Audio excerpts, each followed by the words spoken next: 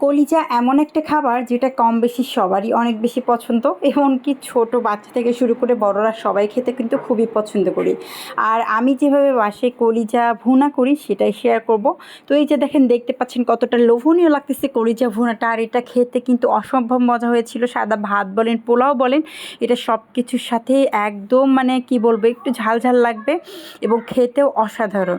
তো যাই হোক, আমি হচ্ছে এখানে সব কিছু আজকে যা যা রান্না করব সব কিছু রেডি করে নিয়েছি। আজকে করলা ভাজি করব, সাথে ছোটো মাছের একটু চচ্চড়ি করব, সাথে হচ্ছে আমি কি বলে ওটাকে, কলিজা ভুনা করব। তো রান্না রেডি করা থাকলে কিন্তু রান্না করতে দেরি লাগে না। আমি কি করি, আগেই সব কিছু রেডি করে নিই। তো এখন শুধু রান্নাটা বসিয়ে দিব। তো কলিজা ভুনা করার জন্য আমি হচ্ছে প্রথম পানি, একদম ফুটন্ত গরম পানিতে কলিজাগুলো দিয়ে দিলাম। তারপরে 2 মিনিট হচ্ছে মানে আস্তে করে ফুটিয়ে আমি হচ্ছে বন্ধ করে দিয়েছি চুলা। অতিরিক্ত কিন্তু ফুটাতে যাব না, সেক্ষেত্রে কিন্তু কলিজার ভিটামিনটা নষ্ট হয়ে যাবে। তো আমি হচ্ছে এভাবে ঢেকে রাখবো 3 থেকে 4 মিনিটের মতো। দেখেন পানিটা কত কালচে হয়ে গেছে, এখানে কিন্তু অনেকটা নোংরা বের হয়। তো এবার আমি কলিজাগুলো তুলে নিচ্ছি। এবার তুলে নিয়ে আমি হচ্ছে কলিজাটা পরিষ্কার করে নিব। কলিজার ভিতরেও কিন্তু অনেক নোংরা থাকে, আর কলিজার ওপরে এরকম একটা পাতলা আবরণ থাকে। আমি সবগুলো এভাবে তুলে নিলাম। শুনেছিলাম এটা নাকি একটা মানে রাবারের মতো, এটা খেলে নাকি অনেক ক্ষতি হয়। তো এরপর আমি ভালোভাবে ছোট ছোট করে পিস পিস করে কেটে নিচ্ছিলাম। একটু ছোট ছোটই করেছি, মানে অনেক বেশি ছোট না, মাঝারি আকারের সবগুলা করে হচ্ছে কেটে নিছি। আর মাঝে যেগুলো রক ছিল ওইগুলো কিন্তু ফেলে দিছি। তো এবার আমি আবারও কিন্তু গরম পানি দিয়ে ভালোভাবে ধুয়ে নিব। আমি 2-3 বার হচ্ছে গরম পানি দিয়ে ধুয়ে নিছি। তো এবার রান্না করার পাড়া, প্রথমে তেল দিয়ে সামান্য না বেশ কিছু পেঁয়াজ কুচি দিলাম। আর মানে আর কিছু কিন্তু দিব না, পেঁয়াজের পরিমাণটা এই জন্য বেশি দিছি। তো এখানে হচ্ছে সাদা ফল, দারুচিনি, তারপরে তেজপাতা, শুকনা মশলা যা যা লাগে আর কি, আপনারা যা যা খান তাই তাই দিবেন। আমি যেগুলো মশলা খাই সেটাই দিছি। সাথে একটু লবঙ্গ আর হচ্ছে গোলমরিচ দিয়ে দিলাম। তো তারপরে এবার সুন্দর করে পেঁয়াজটা ভেজে নিব। তো এবার ভাজা হয়ে গেলে পেঁয়াজটা বেশি ভাজবো না, অনেক বেশি ভাজলে কিন্তু সেক্ষেত্রে কালো হবে। তো সামান্য পানি দিলাম যেন পেঁয়াজটা পুড়ে না যায়। এরপর একে একে আমি সব ধরনের মশলা দিয়ে দিচ্ছি।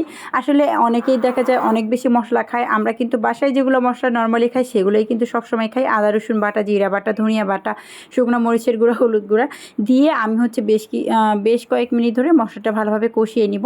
তো এই যে দেখেন, যখন অনেক সুন্দর একটা কালার চলে আসবে তখন আমি কিন্তু কলিজাটা দিয়ে দিব। তো এখানে হচ্ছে 1/2 কেজি কলিজা আছে। তো আমি সবগুলো কলিজা দিয়ে আবারও মশলার সাথে বেশ কিছুক্ষণ কষিয়ে নিলাম। আর মাংসর মধ্যে কলিজাটাই কিন্তু সবার আগে হচ্ছে সিদ্ধ হয়। তো আমি বেশ কিছুক্ষণ কষিয়ে নিয়ে আমি এখন পরিমাণ মতো এখানে ঝোল দিয়ে দিব। আমি কিন্তু হচ্ছে কলিজাটা আবারও কষিয়ে নিব। তো ঝোল দিয়ে আমি হচ্ছে অন্য চুলায় আবারও রান্না তুলে দিয়েছিলাম। তো পানিটা অনেকটা শুকিয়ে গেছে, ওপরেও তেল চলে এসেছে। এবার কিন্তু কলিজাটা আমি ভালোভাবে কষিয়ে নিব। আর এই কষানোটাই কিন্তু মেইন। আপনি যত ভালোভাবে তরকারি কষাবেন সেই তরকারি খেতে কিন্তু অনেক বেশি মজা লাগবে। আর কলিজাটা দেখেই বোঝা যাচ্ছে যে রান্নাটা কতটা মজা হতে পারে। তো এখন আমি পরিমাণ মতো পানি দিয়ে দিলাম। কষানো শেষ হলে পরিমাণ মতো পানি দিয়ে দিয়েছি। আর এদিকে তো আমার 2 বাচ্চা জ্বালিয়ে আমাকে শেষ করে, মানে অনেক কষ্ট করে রান্না করি দেখা যায়। তো এই যে আমি হচ্ছে ঢাকনাটা খুলে এখন হচ্ছে 1 চামচের মতো ভাজা জিরের গুঁড়া দিয়ে দিলাম। অনেকে সাদা গরম মশলার গুঁড়াটা খায়, আমি হচ্ছে ভাজা জিরের গুঁড়াটা দিয়ে দিলাম।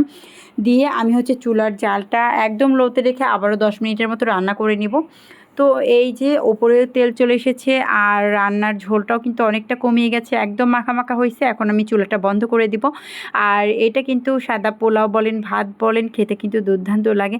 আর দেখতে পাচ্ছেন এখানে কিন্তু অনেক বেশি হচ্ছে ঝোল নাই, এইটুকু ঝোল কিন্তু লাগবেই। আর এটা দেখতে পাচ্ছেন কতটা লোভনীয় হয়েছে, খেতে কিন্তু খুবই খুবই মজার হয়েছিল। তো এটার সাথে কিন্তু আমি ছোট মাছের একটা ভাজিও করেছি, সাথে করলা ভাজিও করেছি। আমার বরের করলা ভাজি খেতে কিন্তু খুবই পছন্দ করে। আর সাথে ছোট মাছেরও একটা ভাজি আছে। আর তরকারিটা দেখতে পাচ্ছেন কতটা লোভনীয় লাগতেছে। আর এইভাবে তরকারি রান্না করলে কিন্তু তরকারির স্বাদ আর তরকারির কালার দুটোই সুন্দর আসে। তো এর সাথে আমি হচ্ছে আরও তরকারি রান্না করেছিলাম, ছোট মাছের ভাজি আর হচ্ছে করলা ভাজি। এই যে দেখতে পাচ্ছেন করলা ভাজি আর ছোট মাছের ভাজি। আজকে রান্নাবান্না এটুকুই ছিল। তো আশা করছি সবার কাছে ভিডিওটি ভালো লেগেছে। সবাই ভালো থাকবেন, সুস্থ থাকবেন। আর আমাদের ভিডিওটা যদি ভালো লেগে থাকে অবশ্যই কিন্তু লাইক, কমেন্ট, শেয়ার করবেন। আর যারা নতুন তারা কিন্তু অবশ্যই আমার পেজটি ফলো করবেন।